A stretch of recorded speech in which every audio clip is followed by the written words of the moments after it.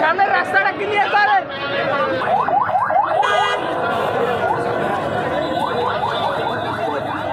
বাংলাদেশের মানুষ ভেবেছিল এত মানুষের রক্তত্যাগের পরে তার সমস্যার সমাধান হবে। আমরা বলেছিলাম একটা নতুন বাংলাদেশ লাগবে, শুধু আওয়ামী লীগ দেশ থেকে চলে গেলেই হবে না।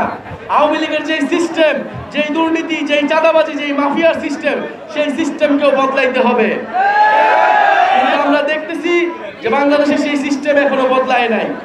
তাহলে আমরা আবারও রাজপথে নেমে এসেছি, আমরা আবারও আপনাদের কাছে কথা বলতেছি, আমরা আবারও বলতেছি আমরা রাজপথে আছি, আমরা রাজপথে থাকবো। প্রশাসনকে দলীয়করণ করার চেষ্টা করা হচ্ছে।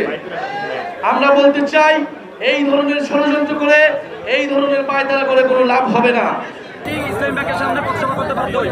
এরপর যখন আমরা ওইখান থেকে চলে আসছিলাম ডাক্তার কোর্টে, ওইখানে আবার দ্বিতীয়বার আমাদেরকে বাধা দিচ্ছে। এক পর্যায়ে নাহিদ ইসলাম ভীত হয়ে তাকে সেভ করে নেতাকর্মীরা দৌড়ে পালিয়ে তাদেরকে নিয়ে এখান থেকে গাড়ি করে চলে গেছে। আমার নাম মাইনুল ইসলাম মান্না, ঝালকাঠি প্রধান।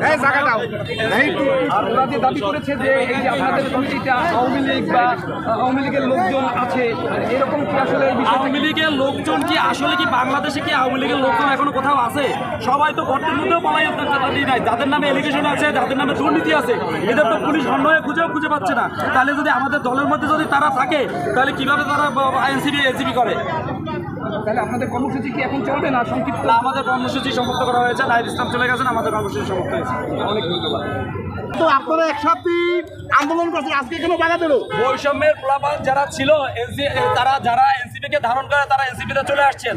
যারা সুবিধা নিতে চাচ্ছেন বা যারা বিভিন্ন দলের এজেন্ডা বাস্তবায়ন করতে পারছেন, সেটা তারাই ভালো করে জানেন যে কোন ব্যাপারটা তারা উৎসাহিত হয়ে আমাদেরকে এইভাবে আজকে বাধাগ্রস্ত করছে। এবং সর্বোপরি হচ্ছে যে এনসিপি হচ্ছে জাতীয় একটা জাতীয় দল, মানে জাতীয় দল বলতে বোঝাচ্ছে একটা রাজনৈতিক দল। তো রাজনৈতিক দলকে এখানে আমাদের আহ্বায়ক 40 বছর ঊর্ধ্বে থাকতে হবে, একটা নীতিমালা আছে। এখানে তারা বয়সের থেকে ছোট, এই জন্য তারা পদবিষ্ট হতে পারে না, হয়তো বা এই কারণেও তারা এই ধরনের ঘটনা ঘটাইতে পারে। ধন্যবাদ। হ্যাঁ, আশঙ্কা ছিল। আমরা আইনশৃঙ্খলা বাহিনীকে জানিয়েছিলাম।